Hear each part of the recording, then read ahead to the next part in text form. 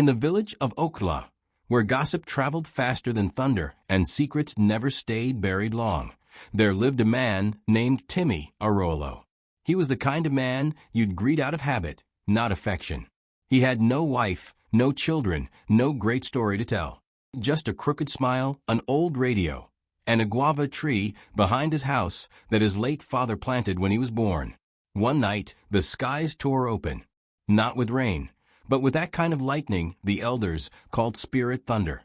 The one that doesn't make noise, but hits what it came for. It struck the guava tree in his backyard.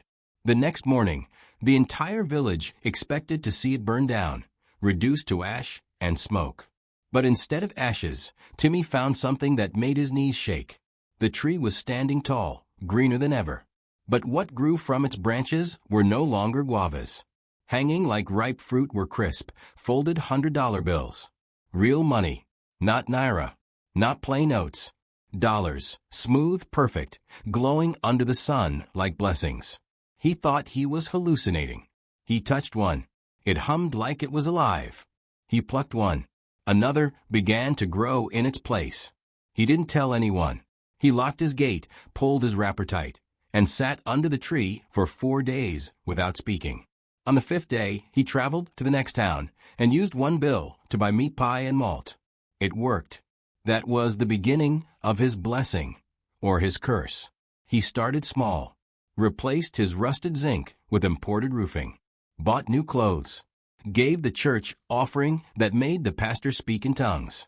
Then he bought a generator, then a new motorcycle, then silence. The village started to whisper. Timi stopped greeting people. He no longer fetched water from the stream.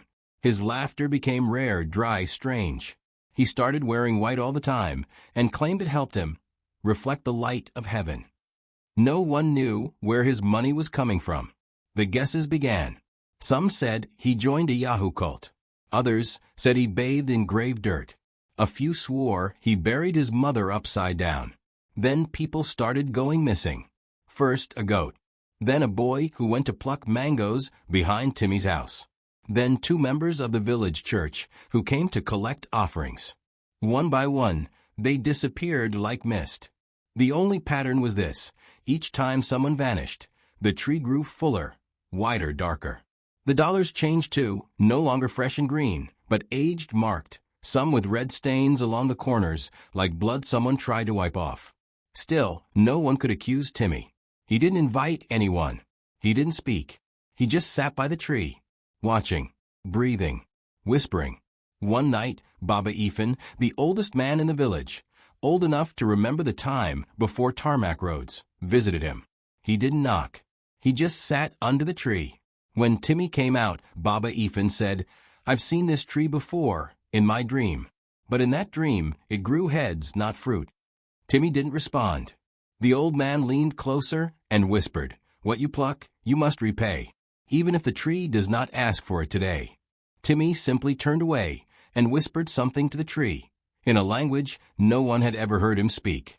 By morning, Baba Ifan was found near the stream, eyes wide, tongue missing. The tree kept growing. Its bark began to shine unnaturally at night. Dogs stopped barking near the compound. Birds flew around it, but never landed. Timi stopped aging. His eyes no longer blinked. His feet never touched the ground. He just sat beneath the branches, whispering and watching day after day. A young man from Lagos named Kola came home for the holidays. Loud, drunk, and full of city pride. He heard the stories and laughed. "Na Liger, money tree? Let me go and climb it myself." That night, he snuck into Timi's compound and climbed the tree. He plucked 3 notes. He ran. But when he reached his house, his fingers were gone. Clean. Smooth. Like they had been sliced off by the wind itself. The money in his pocket? It crumbled into dry leaves before his eyes. One dawn, the villagers heard laughter coming from the compound. But it wasn't Timi's voice. They gathered in fear. Some climbed the fence. The stool where Timi always sat was empty. But on the trunk of a tree, a new knot had formed. A face. His face. Eyes shut, mouth frozen mid-scream. His skin had become bark. The tree had eaten him. Years passed. One day, a real estate developer came. Said he wanted to build a shopping plaza on that land. He bought it from the local chief. Bulldozers came. The tree was cut down.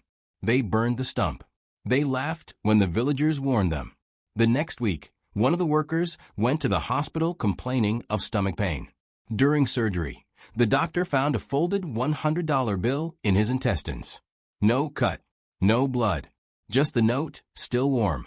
Now, when children play near the old compound, they say if you're too quiet, you'll hear whispering from the soil.